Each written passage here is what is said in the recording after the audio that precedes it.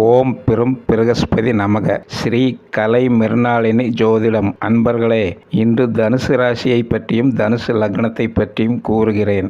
தனுசு ராசிக்காரர் லக்னக்காரர் சத்தியவான், நல்ல குணம் உடையவர், நல்ல வார்த்தையுடையவர், பணக்காரர், சுகவாசி, போகமுடையவர், எல்லோருக்கும் நண்பன், வித்தைகள் உடையவர், சஞ்சாரம் செய்பவர், உத்தியோகமுடையவன், சிறுவயது முதல் கல்வியானம் கொண்டவர், நல்ல பழக்க வழக்கமுடையவர், நல்ல நண்பர்களுடன் இருப்பவர், நீதி நேர்மை பண்பு உடையவர், தெய்வ வழிபாடு ஆச்சார அனுஷ்டானங்கள், பெரியோரிடம் பக்தி விசுவாசம் உடையவர், தனக்கு சமமான உயர்ந்த அந்தஸ்து செல்வாக்கு படைத்தவர்களிடம் நட்பு கொள்வார்கள், கீழோரிடம் வெறுப்பு காட்டுவார்கள், வெளியோரிடம் சுற்றும் பழக்கம் உண்டு, உயர்கல்வி பயின்றவர்கள், பிறருடைய குற்றம் குறைகளை வெகு எளிதில் கண்டு கொள்வார்கள், கெட்ட மனிதர்கள், கொலை செய்பவர்கள், திருடுபவர்களை இவர்கள் சுலபமாக கண்டுபிடித்து விடுவார். நடுத்தர வயதில் துன்பம் துயரங்களை அனுபவிக்க நேரிடும். பின் வயதில் நல்ல மேன்மை கீர்த்தியுடன் வாழ்வார்கள். சுகம் சந்தோஷங்கள், வீடு வாசல் வண்டி வாகனங்களுடன் குடும்பத்தில் சகல சௌகரியங்களுடனும் வாழ்வார்கள். நியாயத்திற்கு போராடுவார். சுயநலம் இல்லாதவர்.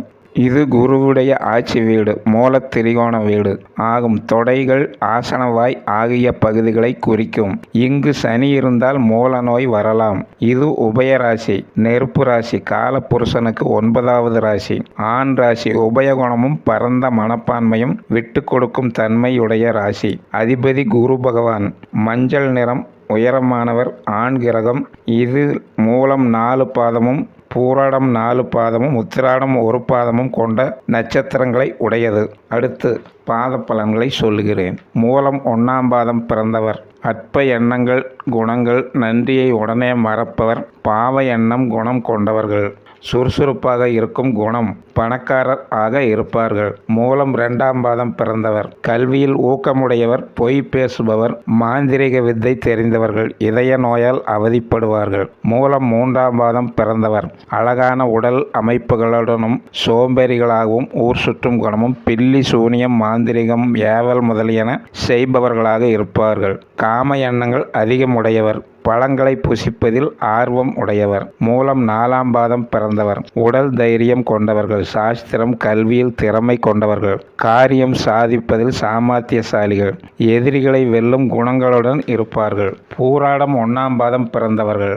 நடுத்தர ஆயுள் கொண்டும் கல்வியில் திறமைகள், புத்தி சாதுரியங்கள், நீண்ட கைகளையும் சுக சௌகரியங்கள் உடன் மற்றவர்களால் புகழப்பட்டவர், பிறருக்கு உபகாரம் செய்பவர்களாகவும் இருப்பார்கள். பூராடம் 2ஆம் பாதம் பிறந்தவர். தாழ்ந்த குணம், புத்தி, உறவு ஜனங்களிடமும் நண்பர்களிடமும் சமூகத்தில் வெறுக்கப்பட்டவர்களாகவும் இருப்பார்கள். பெண்களாலும், பெண்களாக இருந்தால் ஆண்களாகவும் வெறுக்கப்பட்டவராகவும், திருட்டு குணமும், தாயை சிறு வயதிலேயே இழந்திருக்கலாம்.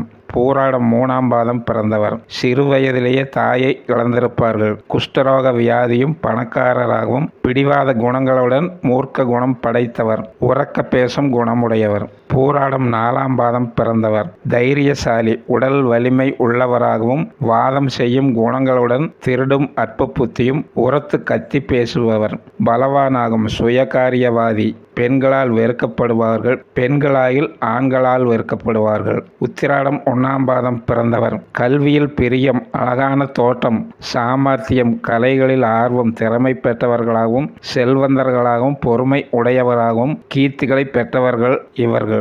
நட்சத்திர பாத பரிகாரம். மூலம் 1ஆம் பாதம் பிறந்தவர். ஞாயிற்றுக்கிழமை விநாயகருக்கு மணி வாங்கி கொடுக்கவும். செவ்வாய்க்கிழமை தோறும் நவக்கிரக கேது பகவானை வழிபட வேண்டும். வைகாசி, ஆவணி, கார்த்திகை மாதங்களில் வளர்பிறை தேய்பிறையில் கேது பகவானை 7 சுற்று வலமாக சுற்றி வணங்கினால் சரியான திருமண பொருத்தம் வந்து சேரும்.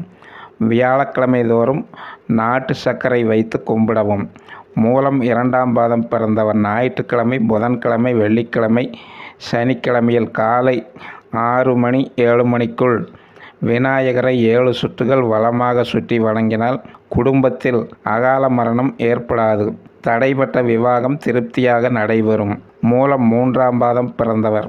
புதன்கிழமை அன்று ஆஞ்சநேயருக்கு வடை மாலை சுற்றி வணங்கியும், வெள்ளிக்கிழமை தோறும் 27 வெற்றிலை, 27 பாக்கு வாங்கி வணங்கி வரவும். ஒவ்வொரு வெற்றிலையிலும் விவாக பிராப்தி என்று எழுதி ஒரு வெற்றிலை ஒரு பாக்கு வீதம் மாலையாக கட்டி ஆஞ்சநேயருக்கு சமர்ப்பித்து பெயர் நட்சத்திரம் கூறி அர்ச்சனை செய்தும் சனிக்கிழமை தோறும் இடம்புரி விநாயகருக்கு நெய் விளக்கு ஏற்றி வழிபட ஆஞ்சநேயருடைய அருள் பரிபூரணமாக கிட்டும். மூலம் 4ஆம் பாதம் பிறந்தவர். திங்கள், செவ்வாய், வியாழன் ஆகிய 3 கிழமைகளிலும் வலம்புரி விநாயகருக்கு பால், பன்னீர், மஞ்சள், தேன் அபிஷேகம் செய்து அர்ச்சனை செய்ய சகல தோஷமும் நிவர்த்தியாகும். பூராடம் 1ஆம் பாதம் பிறந்தவர்.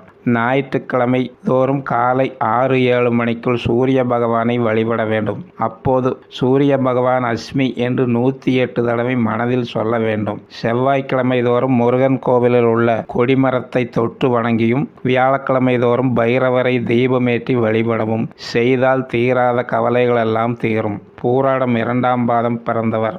புதன்கிழமை மீனாட்சி அம்மனை தரிசனம் செய்தும் வெள்ளிக்கிழமை தோறும் நவக்கிரகத்தில் உள்ள சுக்கிர பகவானுக்கு சுக்கிர ஓரையில் நெய் தீபம் ஏற்றி ஓம் சகலாச்ச லாபார்த்த நம என்று 108 தடவை மௌனமாக தியானித்து வர சகல சம்பத்துகளும் கிடைக்கும். சனிக்கிழமை பைரவருக்கு பன்னீர் அபிஷேகம் செய்து அர்ச்சனை செய்து வணங்க எல்லா நலமும் கிடைக்கும். பூராடம் 3ஆம் பாதம் பிறந்தவர்.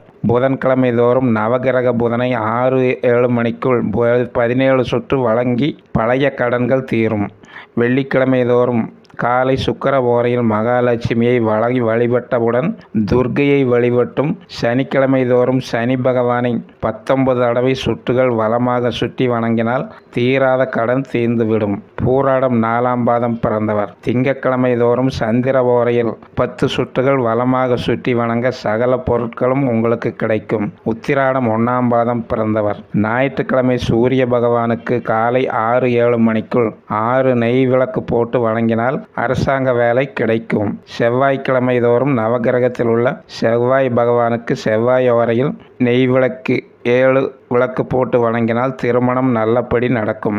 வியாழக்கிழமை தோறும் 6-7 மணிக்குள் குரு பகவானை ஓம் காம லாபாத்த நம என்று 108 தடவை ஜபம் செய்தால் வேலை வெகு சீக்கிரம் கிடைக்கும். தனுசு லக்ன பரிகாரம். தனுசு லக்னக்காரருக்கு மிகப்பெரிய சிறப்பு உண்டு. இது மார்கழி மாதத்துக்கு உரியது. குரு பகவான் லக்னம். இந்த லக்னத்தில் பிறந்தவர்கள் அதிதேவை பித்திருக்கள். அதனால் நீங்கள் பித்திருக்களை வழிபட்டு நன்மை அடையுங்கள். நீங்கள் மிகவும் செல்வந்தர் ஆகி திருச்சி மாவட்டம் லால்குடிக்கு அருகில் உள்ள திருத்தலம் அப்பிரதேஸ்வரர் அருளாசி வழங்கும் அற்புத தலம். இங்கு சென்று வழிபாடு செய்து நன்மை அடையலாம். சுபம்.